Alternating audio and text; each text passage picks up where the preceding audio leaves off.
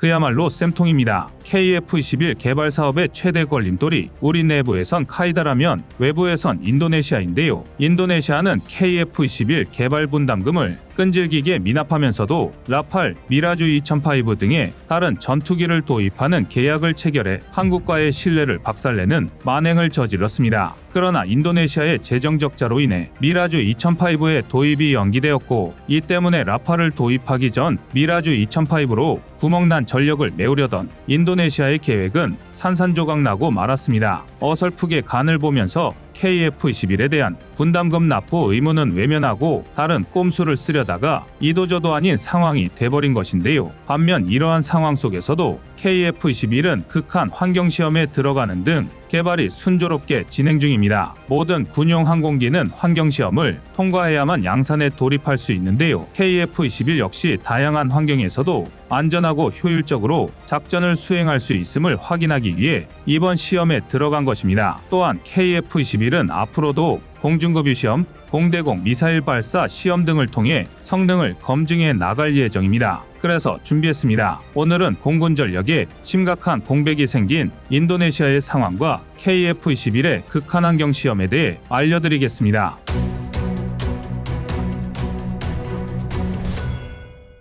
구독과 좋아요, 알림 설정 부탁드립니다.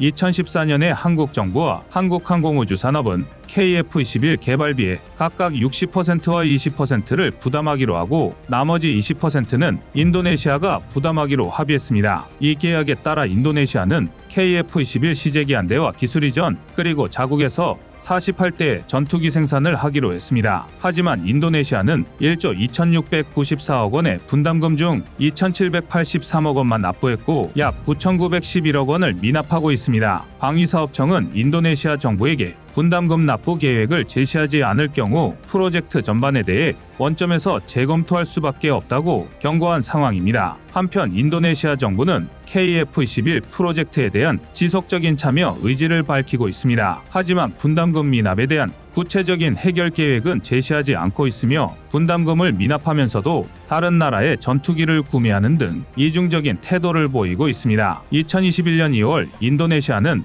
프랑스 다쏘항공과 라팔 전투기 42대 구매 계약을 체결했습니다. 총 구매 금액은 81억 달러에 달합니다. 그리고 얼마 후에는 미국 보잉과 F-15EX 24대 구매를 위한 양해각서를 체결하기도 했습니다. 그러더니 2022년 6월에 인도네시아의 현재 국방장관이자 차기 대통령 후보인 프라보어 수비안토의 주도로 카타르로부터 중고 프랑스산 미라주 2005 전투기 12대를 총 7억 9,200만 달러에 구매하기로 계약을 체결했습니다. 라팔까지는 그래도 이해가 전혀 가지 않는 것은 아니지만 장내 5세대 스텔스기로 업그레이드 될 것이 확실한 KF-21 도입 기회를 발로 차버리고 고작 들여온다는 것이 중고 미라주 2005라는 건 어안이 벙벙해질 정도의 판단착오라고 할 수밖에 없습니다. 그리고 인도네시아의 판단착오가 현실로 나타나는 데는 그리 오랜 시간이 걸리지 않았습니다. 최근 전해진 소식에 의하면 인도네시아의 재정 적자로 인해 중고 미라주 2005 전투기 12대 도입 계획이 연기된 것입니다. 2024년 1월 4일 인도네시아 국방부 대변인 다닐 안짜르 시만준탁은 CNN 인도네시아와의 인터뷰에서 재정 여력이 부족하여 재무부와 국방부가 미라주 구입을 연기하기로 결정했다고 밝혔습니다. 라팔 전투기 도입 전까지의 공백을 메우기 위해 추진했던 이 중고 전투기 구매 계획의 연기로 인해 인도네시아 공군 전력에는 구멍이 발생했고, 이에 대한 대책으로 현재 보유 중인 수호이와 F-16 전투기를 개조하여 공백을 메우기로 했습니다. 인도네시아의 바보 같은 행동이야 그렇다 치지만 KF-21 미납 분담금에 대해서는 그냥 넘어갈 수가 없는데요. 중고 전투기도 재정 적자 때문에 도입이 연기됐다면 인도네시아가 분담금을 완납할 가능성은 더욱 낮아지기 때문입니다. 인도네시아는 이미 한국과의 신뢰관계에 엄청난 악영향을 끼쳤습니다. 길게 얘기하기도 짜증나는 KF-21 분담금 미납 문제와 함께 해외 다른 전투기를 구매한 것은 인도네시아가 한국과의 계약을 존중하지 않고 다른 나라와의 군사협력을 우선시하는 것으로 해석될 수 있습니다. 또한 인도네시아의 내부 정치 상황이 전투기 구매 결정에 영향을 미치고 있다는 주장이 있는데요. 프라보어 국방부 장관의 치적 쌓기와 방산 수출 실적에 대한 필요성이 이러한 결정에 영향을 미쳤을 가능성이 제기되고 있는 것입니다. 국가 간의 규모가 크고 중요한 계약을 정치 권력 다툼에 이용한다는 건 인도네시아가 신뢰할 수 없는 나라라는 걸 의미합니다. 게다가 인도네시아는 올해 국방 예산을 20% 이상 증액했음에도 불구하고 KF-21 분담금에 대한 납부 계획은 제시하지 않았습니다. 한마디로 인도네시아에게는 더 이상 어떤 기대도 할 필요가 없을 것 같습니다. 하지만 엉망진창 인도네시아와는 달리 KF-21 개발 사업은 순항을 이어가고 있습니다. 현재 KF-21이 양산전 거쳐야 할 또 하나의 테스트에 들어갔는데요. 바로 극한환경 시험입니다. 국방과학연구소 해미 시험장에서 진행되는 이 극한 환경 시험은 저온, 고온, 강우, 결빙 환경에서 기체와 항전 장비가 정상적으로 작동하는지 검증하는 절차입니다. KF-21 시제 사오기는 2월까지 이러한 극한 환경에서의 정상 작동 여부를 검증하는 전기체 환경 시험을 진행 중에 있습니다. 이 시험을 통과해야만 KF-21의 양산에 돌입할 수 있으므로 극한 환경 시험은 KF-21 개발 프로젝트에서 매우 중요한 단계로 볼 수 있습니다. 전투기뿐만 아니라 양산을 앞둔 무기들은 환경시험을 거치게 됩니다. 무기 환경시험은 무기 시스템이 다양한 환경 조건에서도 제대로 작동하는지 확인하기 위해 실시되는 일련의 테스트입니다. 이 시험의 주요 목적은 무기의 신뢰성과 안정성을 검증하는 것으로 다음과 같은 여러 유형의 테스트를 포함합니다. 저온 고온 시험, 무기 시스템이 극한의 온도 조건에서도 정상적으로 작동하는지 확인합니다. 이는 고온의 사막 환경이나 극지방의 추운 환경에서의 운용을 고려한 것입니다. 습도 시험, 이 테스트는 습한 기후 조건에서의 부식, 곰팡이 등의 문제를 검증합니다. 진동 및 충격 시험, 무기 시스템이 진동과 충격에 견딜 수 있는지 테스트합니다. 결빙 재빙 시험, 추운 환경에서 결빙이 발생할 경우 무기 시스템이 어떻게 작동하는지 검사합니다. 강우 시험, 비가 내리는 환경에서 무기의 방수 능력과 기능을 확인합니다. 이러한 환경시험은 무기가 실제 전장 환경에서 겪게 될 극한의 조건을 묘사하여 무기의 성능과 내구성을 철저히 검증하는 과정입니다. 이를 통해 무기의 안정성과 신뢰성을 보장하고 실전 배치 전에 잠재적인 문제를 해결할 수 있습니다. 최첨단의 섬세한 무기 체계인 전투기는 기체 자체뿐만 아니라 조종사도 일종의 테스트라고 할 수 있는 여러 강도 높은 특수훈련을 거쳐야 합니다. 전투기 조종사가 특수훈련을 받는 이유는 전투기 조종의 복잡성과 위험성 때문입니다. 전투기 조종은 일반 항공기 조종과는 다르게 높은 기술적 요구 사항과 신체적, 정신적 부담이 큽니다. 이러한 특수 훈련을 통해 조종사는 극한의 환경에서도 전투기를 효과적으로 운용할 수 있는 능력을 얻게 됩니다. 기본 비행 훈련과 고등 비행 훈련은 물론이고 비상 상황에서 생존하기 위한 탈출, 생존 기술, 응급처치 등의 생존 훈련이 필수적으로 동반됩니다. 여기에 지포스 훈련도 빼놓을 수 없는데요. 전투기 조종사는 고속 비행과 급기동 시 발생하는 높은 지포스에 견딜 수 있도록 훈련을 받아야 합니다. 이를 위해 특수 장비를 사용하여 신체의 지포스 견디기 능력을 강화합니다. 또한 전투 상황에서의 심리적 압박을 견딜 수 있는 능력을 기르기 위한 심리 테스트 훈련도 포함됩니다. 이 훈련은 조종사의 의사결정 능력, 스트레스 관리 기술을 향상시키는 데 중점을 둡니다. 전투기 등의 군용 항공기가 거쳐야 하는 환경시험도 이에 못지않습니다. 군용 항공기 환경시험은 전투기가 다양한 환경에서 작전을 수행할 수 있는지를 검증하는 시험으로서 이 시험은 전투기가 견딜 수 있는 극한 환경 속에서 시험을 진행합니다. 이러한 극한 환경에는 고온, 저온, 고도, 진동,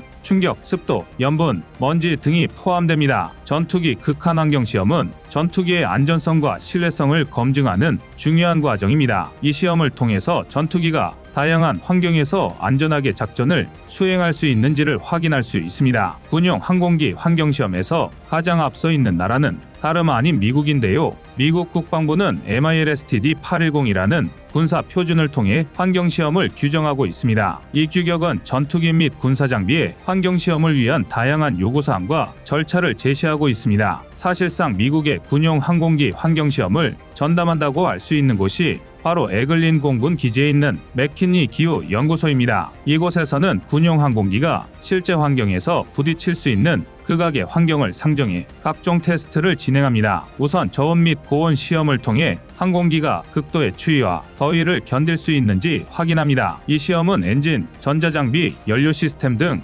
항공기의 주요 부품이 극한의 온도에서도 기능을 유지할 수 있는지를 평가합니다. 그리고 미국 군사력의 특성을 알 수 있는 시험도 있는데요. 습도 및 소금 한계 시험입니다. 고습도 환경과 해양 환경에서의 부식 방지 능력을 평가하는데 항공모함에서 함재기를 운용하는 미 해군에게는 중요한 시험이라고 할 수 있습니다. 이외에 결빙시험, 풍동시험 등을 통해 군용 항공기의 안정성과 구조적 무결성을 평가하게 됩니다. 그렇다면 KF-21이 극한환경 시험을 하고 있는 해미의 국방과학연구소 항공시험장에 대해서도 알아볼 필요가 있을 것 같습니다. 국방과학연구소의 항공시험장은 2007년 8월에 충남 서산시에 준공되어 본격적으로 가동에 들어갔습니다. 국방과학연구소 항공시험장은 세계 최고 수준의 초대형 항공시험 시설로 국내 항공우주무기의 독자 개발 능력 향상에 크게 기여하고 있습니다. 2007년 10월 31일 가동식을 갖고 본격적인 운용에 들어갔으며 전투기, 헬기, 무인기 등 비행체뿐만 아니라 전차, 유도무기, 함정 등 대형 무기체계의 완성 장비를 대상으로 실제 작전 상황에서 예상되는 극한 성능을 지상에서 미리 시험합니다. 이곳에서 하는 환경시험도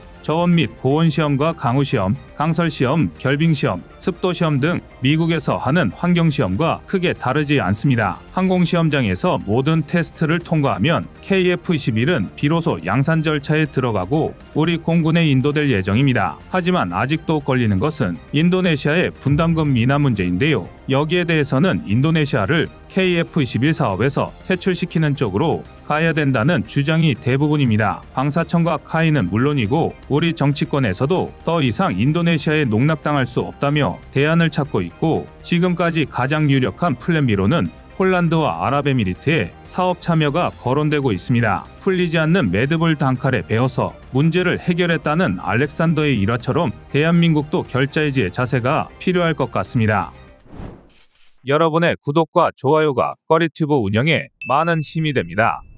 떡줄 사람은 생각도 않는데 김칫국부터 마신다는 말이 딱입니다. 최근 대한민국이 KF-21의 복저형 시제 4호기까지 초도 비행에 성공시키자 싱글벙글 난리난 나라가 있는데요. 바로 인도네시아입니다. 염치라고는 눈꼽만큼도 없는 인니가 그간의 갑질은 기억도 못하고 KF-21의 지분을 주장하고 나선 건데요. 심지어 계약서를 들먹이며 KF-21 CJ5호기를 내놓으라고 소유권까지 주장하고 있습니다. 이제는 어이가 없어 화가 나는데요. 게다가 인니는 대한민국이 분담금부터 갚으라는 당연한 요구를 하자 산업 스파이까지 파견하는 충격적인 만행을 저질렀습니다. 그래서 준비했습니다. 오늘은 선을 넘어도 제대로 넘어버린 인도네시아의 욕심에 대해 알려드리겠습니다.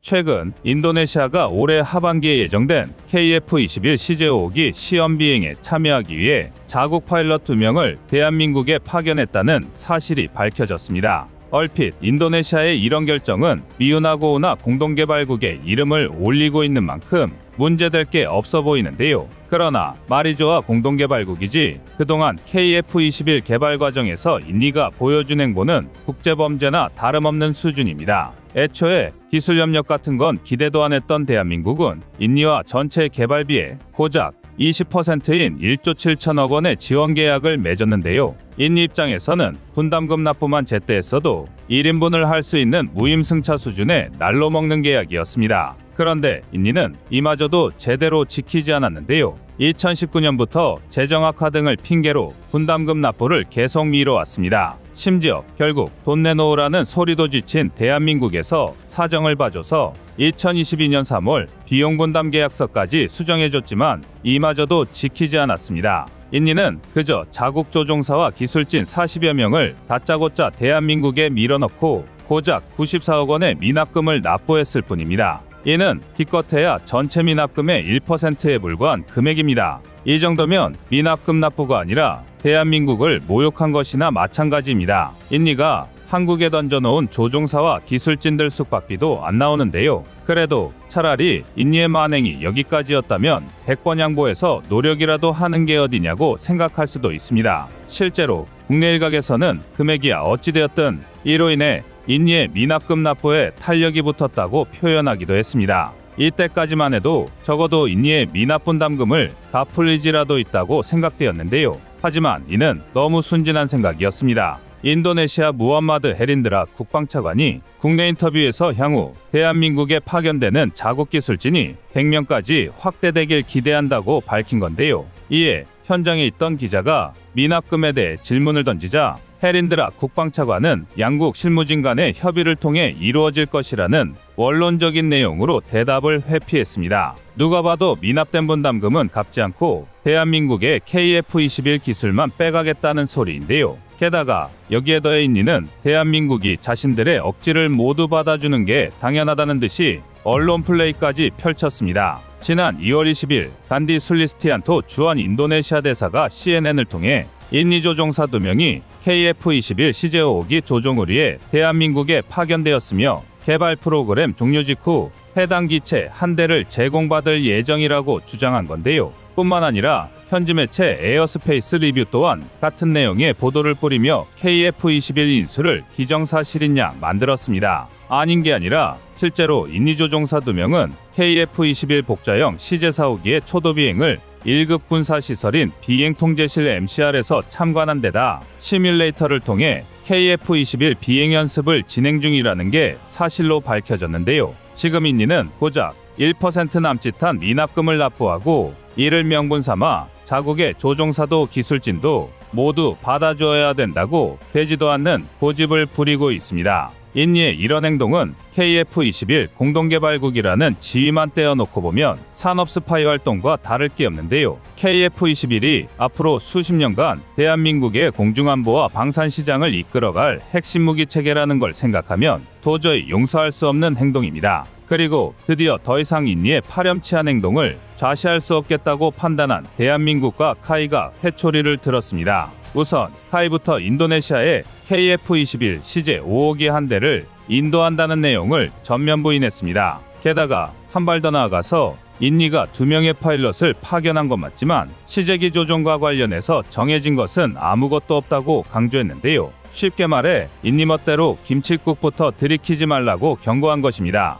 대한민국 또한 남은 분담금을 완전히 납부하지 않으면 기술 이전은커녕 단 한 대의 KF-21도 제공하지 않겠다고 엄포를 놓았는데요. 상황이 이렇게 되자 되려 공경에 빠진 건 인니가 되었습니다. 그도 그럴 게 인니가 파견한 항공기술진 39명과 파일럿 2명은 거르고 걸은 최중요 핵심 인적 자원들입니다. 그런데 문제는 인니가 분담금을 납부하지 않으면 이 고급 인력들이 양국 사이에 끼어 시간 낭비만 한다는 것입니다. 더군다나 이들의 거취는 전적으로 대한민국의 손에 쥐어져 있습니다. 물론 대한민국의 외교적 입장을 생각하면 그럴 일은 없겠지만 인니 입장에서는 최악의 경우 이들이 억류되는 상황도 염두에 두어야 합니다. 얼떨결에 인니가 제 손으로 인지를 갖다 바친 셈인데요. 인니의 시제기 탑승 요청에도 헛물 켜지 말라고 경고할 수 있는 이유이기도 합니다. 인니는 이제야 사태가 심상치 않다는 걸 깨닫고 KF-21 프로그램 지속 협력이라는 등 약속의 증거로 지난해 분담금을 일부 지불했고 엔지니어를 한국에 파견한 것이다라는 등 화해의 손길을 내밀고 있는데요. 그러나 버스는 이미 떠나간 지 오래입니다. 인니는 이미 대한민국의 호의를 지독한 배신으로 갚아왔습니다. 일례로 지난 2022년 11월에는 인도 디펜스 2021을 개최하면서 독자 설계했다고 주장하는 I-22 시카탄 스텔스 전투기의 목업을 공개하기까지 했는데요. 문제는 발표 시점이었습니다. 인니가 시카탄 목업을 공개한 건 대한민국과 분담금 미납 문제와 관련해 공동개발 최종 협의를 마무리한 직후였습니다. 의도가 정말 뻔히 보이는 얕은 수작질이었는데요. 인니의 의도는 대한민국이 아니더라도 충분히 수준급의 전투기를 설계하고 개발할 수 있는 국가이니 분담금 유예 신청을 받아들이고 대한민국이 양보하라는 의미였습니다. 이미 KF-21이 전세계 방산 시장에서 초유의 관심사가 된 마당에 아직도 대한민국이 아쉬운 입장이라고 단단히 착각한 건데요. 인니는 개발 초창기부터 KF-21을 굉장히 부정적인 시각으로 바라보았습니다. 군사적 관계를 고려해서 20% 개발비 분담을 받아들였지만 대한민국이 KF-21을 개발할 수 있으리라고는 생각하지 않았습니다. 만에 하나 KF-21 개발이 성공하더라도 그저 그런 결함투성이 전투기가 탄생하리라 생각했는데요. 애초에 되면 좋고 안 되면 말고식으로 KF-21에 침발할 생각만 하고 있었으니 분담금 납부에 대한 생각도 없는 것입니다. 실제로 인니는 KF-21 개발이 난항에 부딪힐 때마다 대한민국에 등 돌릴 준비부터 했는데요. 분담금은 차일피일 미뤄가면서 뒤로는 전투기 수집에 나섰습니다. 지난 2022년 프랑스와 라팔 수입 계약을 공식 체결한 건데요. 표면적인 계약 규모만 따져도 무려 42대로 하나 약 10조 5천억 원에 육박하는 금액이었습니다. 단순 계산으로 라팔 7대만 덜 샀어도 KF-21 분담금을 완납하고도 남을 금액이었던 건데요. 심지어 여기서 끝이 아닙니다. 인니는 라팔에 이어 F-15 36대의 도입을 검토 중인 것으로 밝혀졌는데요. 미국이 승인한 F-15 수출 규모만 해도 무려 17조 원에 달합니다. 이쯤이면 제발 KF-21 공동개발국에서 자신들을 빼달라고 고사 지내는 수준인데요. 그렇다면 원하는 대로 해줘야죠. 애초에 대한민국이 굳이 인니를 공동개발국에 끌어들인 건 동남아시아 최대의 방산시장을 갖추고 있기 때문입니다. KF-21의 청사진이 아직 불투명할 때 인니를 수출의 교두보로 삼아서 양산 물량을 확보하자는 배경이 깔려 있었던 건데요. 그런데 우크라이나 전쟁이 발발하면서 국제정세가 급변했습니다. 국제적인 군축 기조는 철회되었고 세계 각국은 등한시했던 군사력을 끌어올리느라 여념이 없는데요. 현재 방산시장은 전례에 없던 대호황을 맞이했다 해도 과언이 아닙니다. 그리고 이로 인해 대한민국 무기체계의 우수성이 재조명되면서 덩달아 KF-21의 수출 가능성도 기하급수적으로 올라가고 있는데요. 이런 상황에서 굳이 갑질을 당하면서까지 인니에 연연할 필요가 없습니다. 심지어 아예 폴란드는 인니 대신 자신들과 KF-21을 개발하자며 공개적인 러브콜을 쏟아내고 있는데요. 대한민국으로서는 KF-21에 달린 국기만 뒤집으면 되는 상황입니다. 더군다나 KF-21 개발에 있어 인니가 그저 개발비 분담과 판매 수요처에 불과했던 것에 반해 폴란드는 적극적인 기술 협력까지 가능합니다. 게다가 폴란드는 FA50 계약에도 전체 구매 대금의 30% 하나 약 1조 2천억 원에 달하는 금액을 선수금으로 지급할 만큼 신뢰도가 높은 나라입니다. 만약 대한민국이 폴란드와 KF-21 개발 관련 계약을 진행하게 된다면 유럽 방산 시장 공략도 훨씬 수월해질 텐데요. 결국 분담금도 제대로 지급하지 않고 강짜를 부리던 인도네시아는 제 무덤을 스스로 판 꼴이나 다름없게 되었습니다. 물론 국가 단위의 거래라는 점과 외교적인 리스크를 생각한다면 대한민국이 하루아침에 KF-21 개발 파트너를 바꾸지는 않을 것입니다. 그보다는 KF-21 블록원 양산까지 어떻게든 인도네시아를 끌고 갈 가능성이 높습니다. 하지만 중요한 건 선택권이 오롯이 대한민국에 넘어왔다는 것입니다. 이제 아쉬운 쪽은 되려 인도네시아라는 건데요. 꼬린 대로 거둔다는 말처럼 인니는 그동안의 업보를 제대로 맡고 있습니다. 기존에 수호이 30, 수호이 27을 운영하고 있었으면서 무슨 생각으로 라팔과 F-15까지 도입했는지는 몰라도 졸지에 인니는 전투기 백화점이 되어버렸습니다. 인니라는 한 나라가 유럽, 미국, 러시아의 전투기를 동시에 운영하는 것입니다. 게다가 경공격기로는 영국의 BAE 호크 마크 200까지 운영하고 있습니다. 여기에 KF-21 양산본을 도입한다면 대한민국까지 추가될 텐데요. 아무리 운용대수가 적다 하더라도 무려 5개국 전투기의 부품과 탄약, 미사일 등을 수급하고 관리하는 건 불가능합니다. 이건 세계 어떤 군사 전문가에게 물어도 같은 대답을 할 텐데요. 비단 인도네시아라서 생기는 문제가 아니라 장비의 통일은 보급 관리의 기본 중 기본입니다. 예산이 아무리 막대해도 효율적으로 최악의 선택입니다. 이 정도면 한 나라의 공군 편제가 아니라 일반 밀리터리 매니아가 프라모델을 전시해 놓는 진열장과 다를 게 없는데요. 이처럼 대한민국의 뒤통수를 친 나라들은 결국 사필 규정으로 결론이 난다는 게 또다시 확인되었습니다. 부디 인도네시아가 늦게라도 정신을 차리고 KF-21 막차에라도 탑승하길 바라겠습니다. 이상 꺼리튜브였습니다.